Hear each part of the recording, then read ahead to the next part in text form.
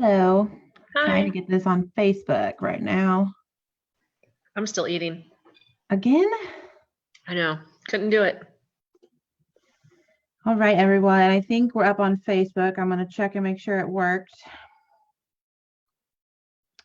And if you are following us on Facebook, please join us on that link for Zoom so you can chat with us. Otherwise, I'm not going to see your questions. Give everybody a minute to jump in, and then we'll get started. Did it ask you for a password again? If it does ask you for a password, which I think it will, the password is 1660. So join us from Facebook right here in our Zoom meeting.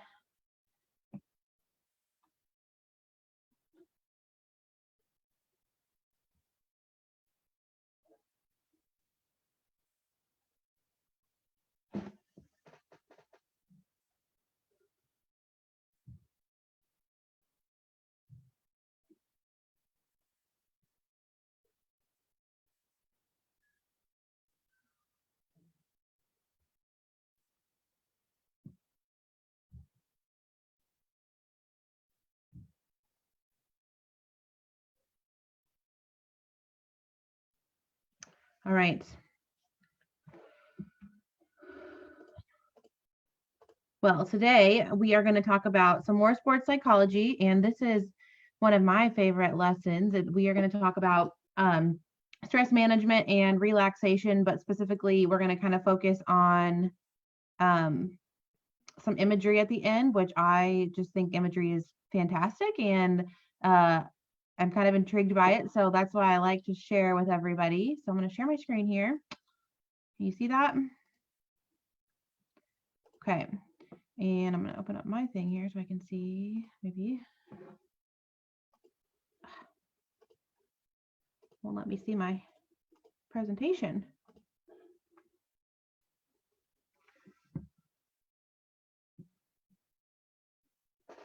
Okay.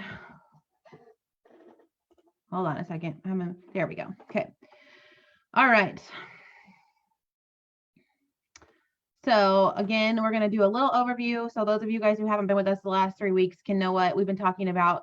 So a little definition of sports psychology. The best way I think to explain it simply is that athletes need to train their mind as well as their bodies in order to stay calm and focused for competition.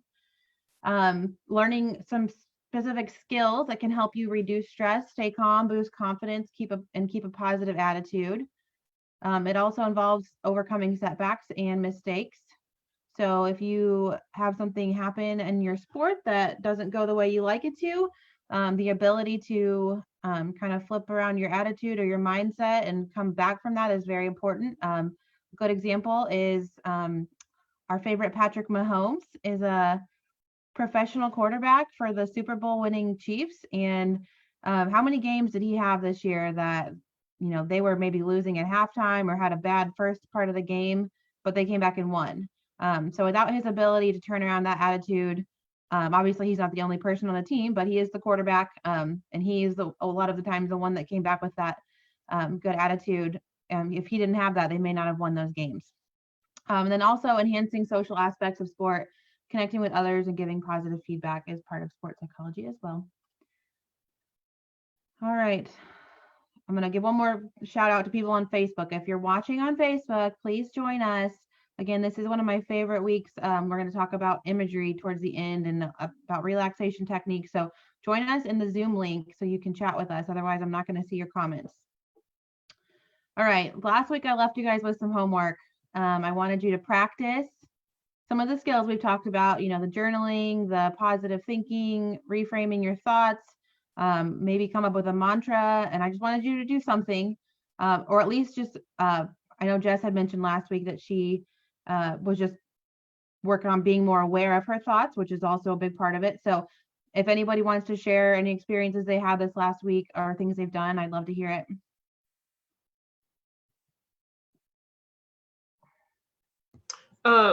I think mine has just been more like, I talked about like thinking before I like really get negative. And I think that is how I've been with more positive thinking.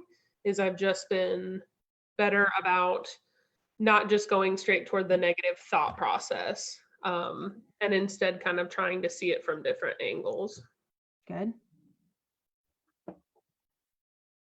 And so the skills that you guys, I mean, there are specific skills like breathing techniques and imagery and stuff like that, but working on sports psychology can also just be like what Jess said, and just being aware of your thoughts and trying to stop the negative thoughts. She didn't really have to do anything besides be aware of those thoughts, right? And try to reframe them. It wasn't like she had to sit down and write it all down. I mean, that is a technique you can use, but it doesn't have to be that in depth all the time. So even what Jess did as simply as thinking about her thoughts and trying to stop the negative thoughts is a big part of it. Anybody else? Nobody came up with a mantra? Sophia and I were trying. It really just kind of came down to, it's all okay. It's all good. Like that's pretty much what we've had to do all week. So for anybody that missed last week, our mantras are our little personal saying kind of things that can help us keep a positive attitude, remind us to calm down, take our mind off whatever negative things are happening, anything that you want. And it's kind of just like your little saying, your little motto. I gave the example of when I was in high school, I didn't even really realize what it was or what it was doing for me. But when I ran the 400, which I think is one of the most difficult races, you know, it's a sprint, but it's also distance. So it's really hard. You get to that final curve and you're dying, but you still got to finish. I would always say into myself, just go, go, go. And that made me finish the race as fast as I could. It took my mind off the pain that my body was feeling. And it also helped calm me down and just let me know that if I just keep going, I'm going to finish. So that was also another example of a just really simple, easy mantra kind of thing that you guys can have.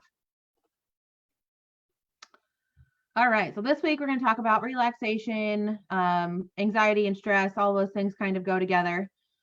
So if there is a large difference in how you feel during competition and practice, then the culprit could be anxiety or stress. And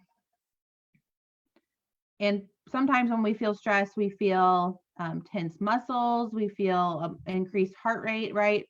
And all of this kind of, oh, sorry, I didn't know I had the slide ready to go. Okay, this can cause an actual physical response. So increased heart rate, tense muscles, etc. And this makes it difficult to actually perform the skill. So being able to use your mind to help change those increased heart rate and tense muscles and those physical reactions is important. Individual sports can typically cause more anxiety than team sports because you don't have that social connection as much. And there are ways we can combat that problem. And then another thing we're going to kind of decide on is you need to think about what is making you anxious. So is it the crowds? Is it playing by yourself? Is it the fear that you don't have enough experience to play the sport you're playing? Those things you need to figure out what is actually making you feel stressed, and then we can figure out how to combat that. Okay, so kind of going into what causes the stress and our stress reaction is our arousal level. So this is kind of just how much energy you have. So I talked about maybe the increased heart rate or the tense muscles, and this kind of all falls into what our arousal level is. So in general, as our energy level and our arousal level increases, our performance will typically increase. But at some point, you can also have too much energy, right? Especially depending on what sport you're playing. And so every athlete in every different situation in sport will have different levels of arousal or energy levels, and they will vary by task. So it's important that we learn how to control that level with our mind so that we can perform at our best performance level. And so tasks that involve a lot of thinking tend to require lower arousal levels. So things like golf kind of are more of a thinking sport. You really have to talk yourself through it. I also kind of think that powerlifting is one of these. I mean, there's a lot of skill and technique that goes into powerlifting or Olympic lifting especially too. And so that's a lot of thinking that requires that, which it seems weird to think that you might want a lower arousal level for a sport like that, but maybe you do. And then tasks requiring more physical endurance like running, basketball, those may require more energy. So a little just picture kind of if you're more of a picture person. So as our energy level increases on the bottom, you guys can't see my cursor, can you? Can you see it here? Okay, so as energy level increases over here, it shows that our performance is going to get better, but then at some point up here at the top, that's our maximum performance. Our energy level gets too high and we start decreasing again. So we want to be able to find this spot right here for each of each person is different, and each task may be different too. So I'm going to go back to my same example that I've used every single week. Usain Bolt and Michael Phelps. I didn't realize how good of an example they were going to be, and I don't know if they're good, but I like it. So, and what I did never mention before, I don't think, is that if you think about it, these two athletes have very different approaches to their mental game, but they're both racing essentially. I mean, they don't do really different sports. I mean, one's swimming and one's running. They're both racing and they're both using a lot of energy and need to be fast, but they have different approaches. So Usain Bolt, he thrives on energy and the crowd and everybody being out there cheering for him. And he likes to get himself pumped up. But Michael Phelps is more of a visualizer and a relaxer, and he likes to calm himself down before a race, and that gives him the energy level that he needs. So these are good examples of how we're all going to be a little bit different, but the important thing is that we're all, aiming to, my computer's slower than I am. We're aiming to find this spot right here, what our energy level needs to be at our maximum performance. Okay, so some tools and tips for relaxation. So in general, I mean, we're going to feel more stress and anxiety if we are not confident in ourselves, right? And so what are some ways that we can increase our confidence levels? Anybody have thoughts? Practice. That's what I was looking for. Good job, Coach Dawn. You guys aren't going to be confident in yourself unless you're really good at lying to yourself, unless you practice and you know your skill and you know your trade. Unless you're really good at acting, we need to have that practice and we need to learn and listen to our coaches in order to feel confident. If you go to a competition and only have practiced once and you kind of aren't really sure about the rules, you don't really know how to do things, you're not going to feel confident in yourself. And so that's very important. Obviously, positive self-talk can increase our performance through positive thoughts and also increasing your confidence. The generate team spirit goes along with what I said earlier, is that typically people that play individual sports perform or have more stress and anxiety than people with team sports, because as people, we just like to be with people and it makes us feel more comfortable in general. And so generating a good team spirit, especially for those individual sports, is super important. So if you're a bowler, we don't all bowl at the same time. So if you're a bowler and you see a friend bowling, go sit behind them and cheer them on. Now you need to also keep in mind that some people don't like to be cheered for. So you need to do what makes them feel comfortable. And that comes down to you. If I'm bowling and I don't like to be cheered for, I need to make sure my team knows that and how they can help me and support me in a team effort without making me uncomfortable. Making the unknowns known. So this kind of goes back to practicing a little bit, but when you don't understand what you're doing and you don't feel confident in your skills, in your experience, and that's scary. And also for some people, just things like where I'm going to be playing and what time I'm going to be playing can help ease their stress and their anxiety. So if that's something that makes you feel better, ask your coaches if they can tell you a schedule. I'm a very schedule-oriented person. I need to know things, and it drives some people nuts. But knowing the things, when I ask questions, it's because it makes me feel more confident in myself, and it makes me feel more better about what's going to happen, less stress, less anxiety.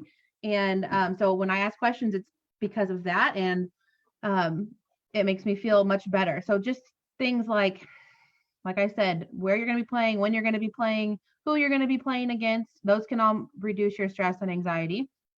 Also a mantra can help with that. Again, a lot of these tools that we're learning are things that can be used to help a lot of aspects of sports psychology in the ways we think. So, all right, some more specific tools. So progressive muscle relaxation. I'm not going to do this with us today, but it's actually really cool and has a lot of really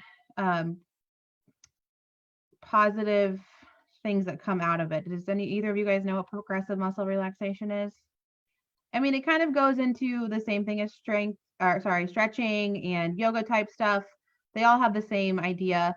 Also, just like stress balls, this is the same idea as progressive muscle relaxation, but on a much smaller level. So progressive muscle relaxation involves a series of tensing and contracting specific muscles and muscle groups, and you're holding that contraction for a few seconds and then relaxing it. So just for an example, if you point your toe and like contract your calf muscle and hold it. Don't give yourself a Charlie horse. So that's what we would do in progressive muscle relaxation, except we would go through the entire body. So we would start at like our eyeballs and we would say, squeeze your eyeballs as hard as you can and hold it for 5 seconds and then relax. And then you'd go to like your cheeks and you'd smile, make them smile or tense their cheek muscles. And you'd literally go down their entire body. And when you're done with that, you're doing this like laying on the ground in a dark room. And when you're done, you feel like fantastic. So I'm not going to do that with you right now, but if anybody is interested in doing this, I'm happy to lead a session somehow, some way, whether it's now virtually or in person someday. But it is a fun thing to do. I mean, it's just like an exercise you would do with like yoga, something like that. It is easier if somebody is saying it to you, I think, whether it's recorded or done in person, because if you're having to think too hard about what you're saying, it's not helping you reduce your stress. So having somebody talk to you can be more relaxing than having to do it yourself. Breathing obviously is, I think, one of the most common things people think about as far as relaxation techniques. And so breathing actually sends a message to your brain that tells your body to calm down and relax. So we can practice a little bit of some breathing techniques. And if you do try these at home, just be aware that sometimes these breathing techniques can cause you to be dizzy, lightheaded. So don't do that too much. If you feel lightheaded, just stop for a second. It is something your body gets used to after you are, practice it a lot and get used to it. So, so good breathing posture. You want to be sitting or laying in a comfortable position, sit up straight. And the way we want to breathe is what we call belly breathing. So put your hand on your chest and one hand on your belly. And when you take a deep breath, your chest should not move. Now, Dawn's eating, and I always feel like this is harder after you eat because you're full. So I hope this isn't too hard for Dawn, but take a deep breath and your belly should move, not your chest. So try that. It's really kind of hard to do. And so this is something you have to practice. Deep breath, your belly should move, not your chest. And then you want to try to do those nice slow breaths 3 to 10 times, whatever feels good for you. And then once you get that good posture and all of the good way of breathing like that, you can add in some rhythmic breathing, which is a little bit different, a little bit difficult. The one that we typically see is a 4-7-8 breathing, but you can do it 4-4-4, whatever makes more sense to you. Sorry, I have like some weird bug right here flying around me.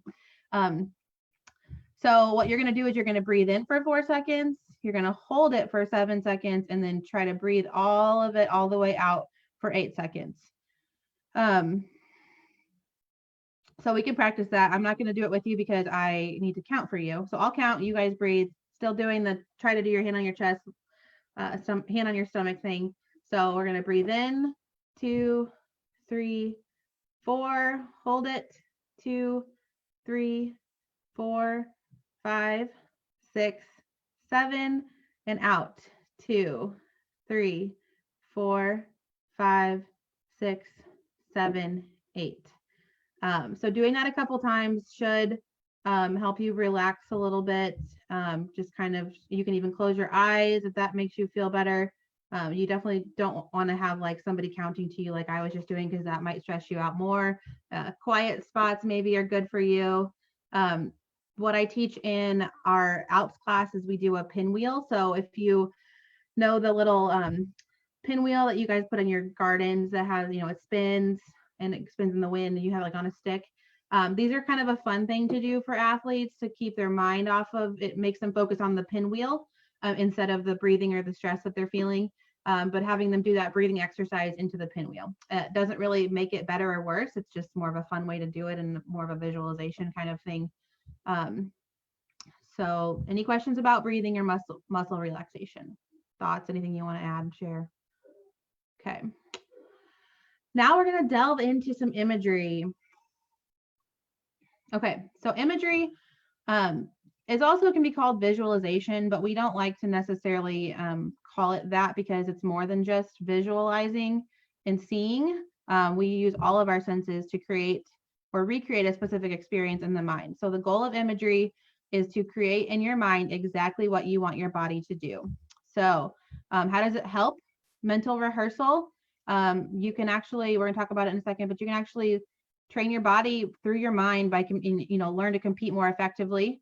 The imagery and visualization can also be used to increase your confidence. Like I said, we can increase confidence by positive thoughts, which we can do with imagery, and also being more confident in our skill level and practicing. So again, in the next slide, I'm going to talk about how this really does actually train your physical skills through your mind. It can also be motivational, so we can visualize our goals and where we're headed and what we want to do, and keep those in the forefront of our mind. And then attentional control, it can help you focus on certain tasks and being more specific in our skills. It obviously can decrease anxiety and can help you keep in your top form when physical training is not possible. So this is where I get kind of nerdy, and I love neuropsychology and how the brain actually reacts to our physical movements and what happens in our brain when all this stuff is happening. So does anybody know what this is? Is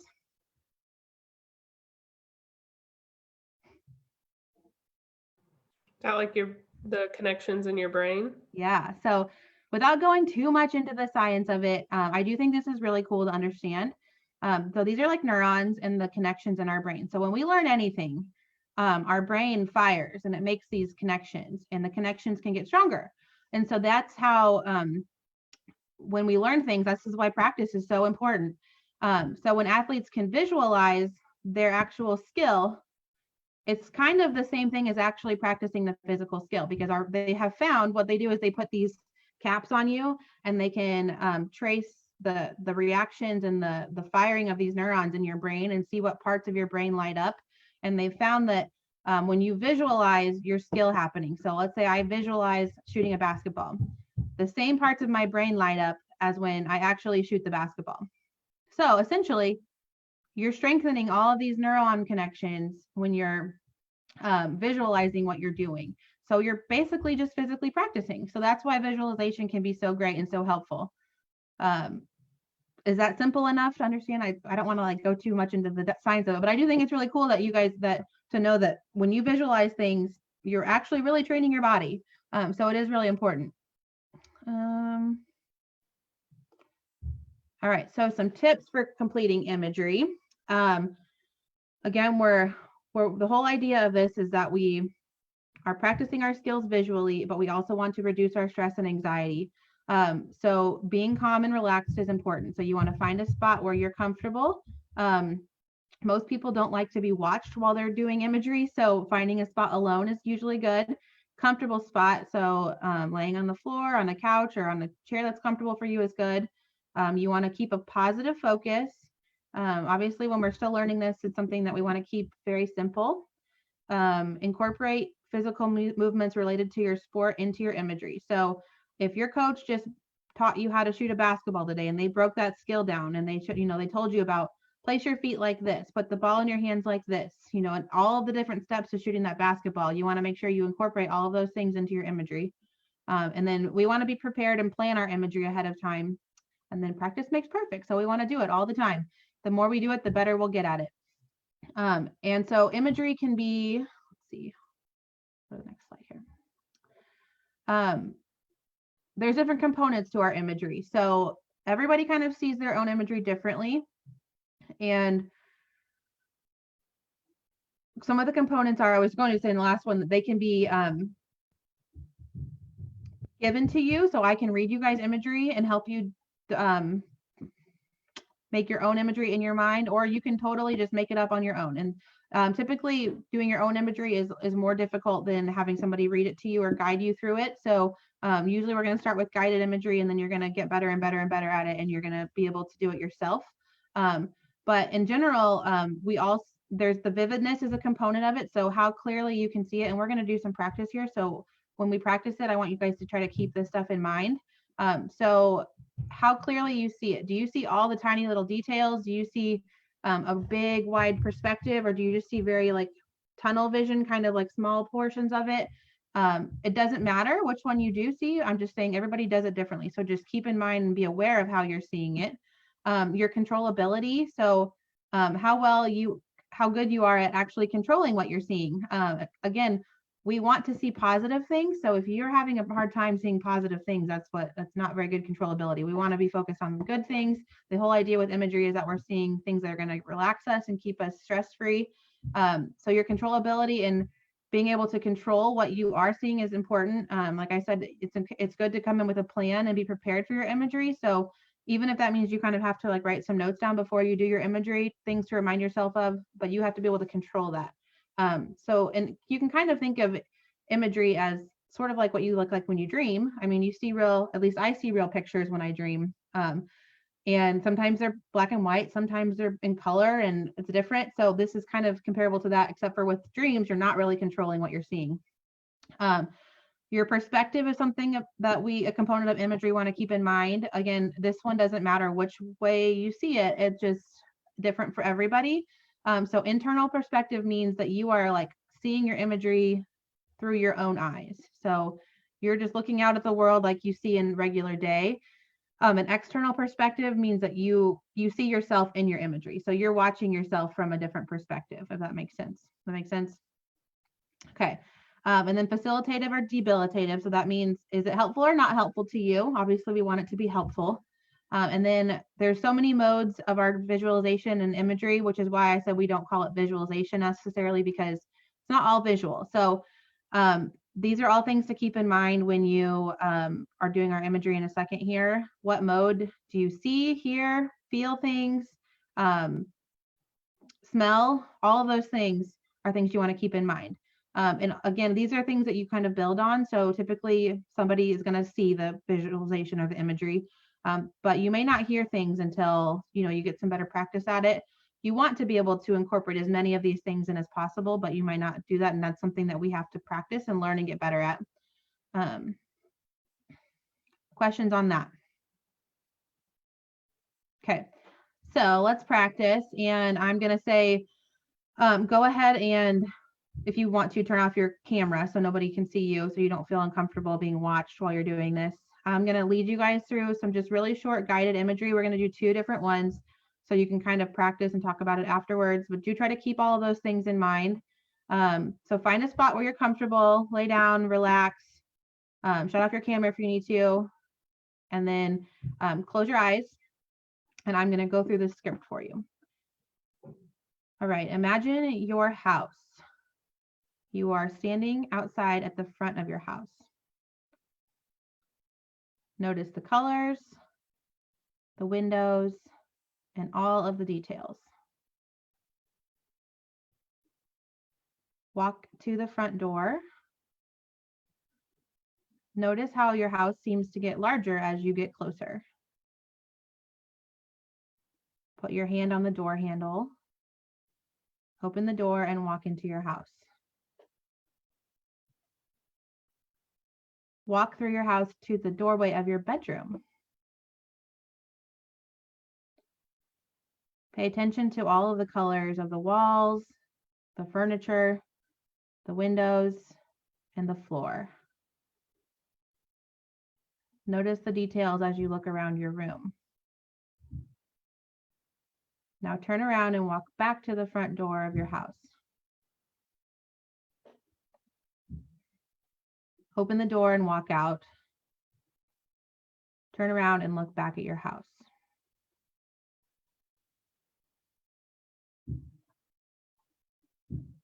All right, so everybody come back to me now.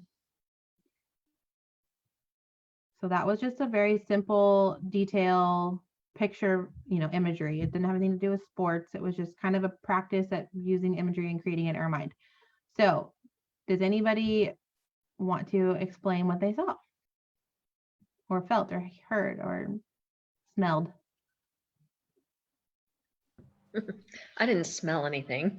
You weren't cooking any of your fantastic like scones or whatever you guys have been doing? No.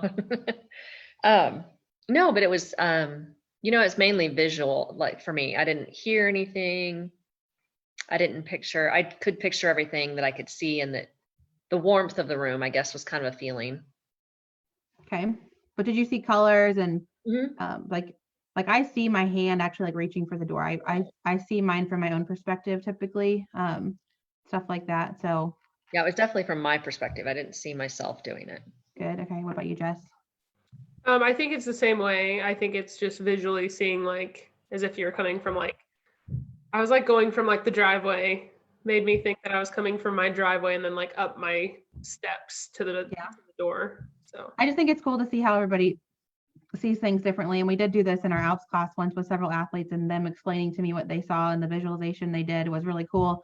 And everybody kind of has different things that they add into it. Like some people mentioned that they smelled things that were cooking, and I never even asked them to do that. That just happened. So it wasn't right or wrong. It was just kind of cool to see how everybody's differences in their and what they're visualizing, and or sorry, what imagery they're seeing or hearing or feeling or smelling. Okay, so we're going to do another one.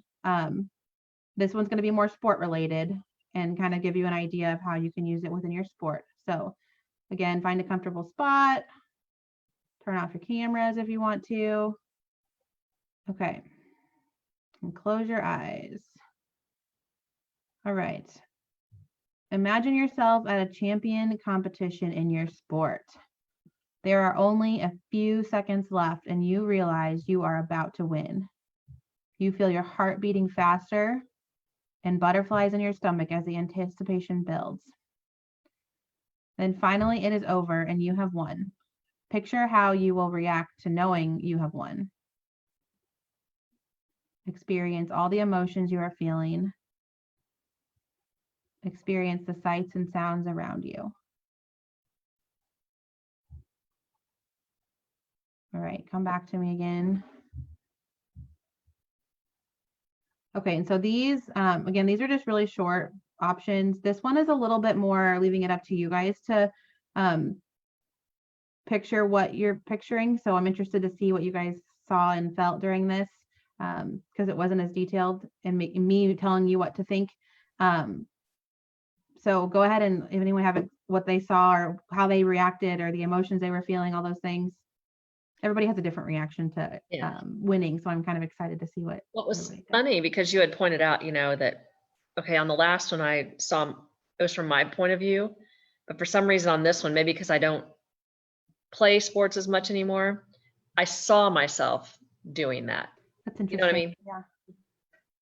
You're used to watching your team win instead of being a part of it, maybe. Yeah. Mm-hmm. I think it made me revisualize and like circle back to my state championship in high school and like those types of feelings coming back. Yeah, good.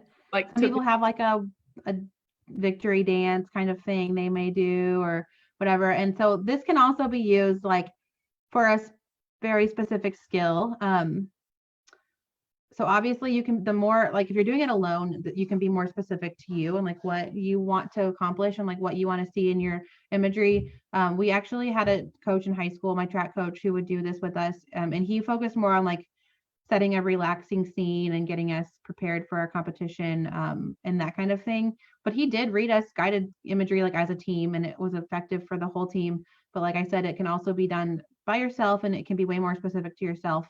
Coaches, if you're teaching a new skill, it's not a bad idea to, teach them the skill, break it down, and then have them do some imagery with you and actually break the skill down in their imagery and have them watch themselves. So they can watch somebody else doing the skill, you break it down for them and show them how to do it, but then have them sit down and picture themselves doing it. Maybe practice it a few times and then picture yourself doing it. But like I said, the visualization and the imagery is actually really very similar in your brain to physically performing the skill.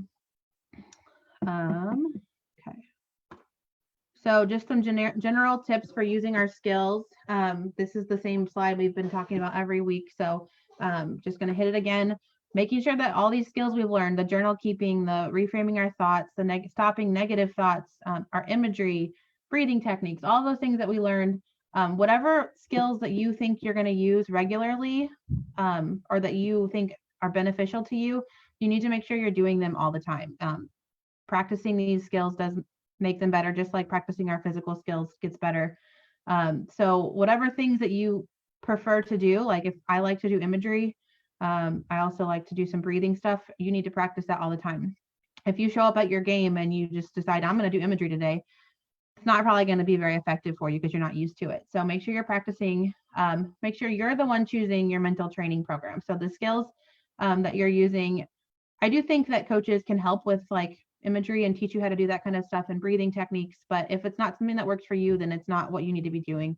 It should be up to you what you're choosing to do. Again, these should be practiced exactly how you're going to use them in competition. So beginning of practice, if you think that these mental skills are things you want to work on, talk to your coach about incorporating that into practice, whether you come 10 minutes early and you practice it before everybody else gets there, or if the coach wants to help the whole team go through this, then that's great too. But we want to be making sure we're incorporating this into our practices, making them as game-like as possible. And then when we get to our game, or our competition, we're still doing the same things. And that way it becomes a habit and we get really good at it. And it really can affect our performance. So that is the end of my presentation. If anybody has, oops, where'd it go? I had a pretty slide at the end that said, thanks for learning with me. Can you see it? And my email address. So get a hold of me if you have any questions or want to talk more about this. I know Alan Tobin was going to talk about a little bit of stuff in his session he's doing this weekend, things that he used during his times at USA Games and stuff like that. So just want everybody to know that this sports psychology and the way our minds think, our mental game is very, very important, almost just as important as our physical training and skills. So any questions, thoughts that anybody wants to add? Okay, thanks for joining me. Bye.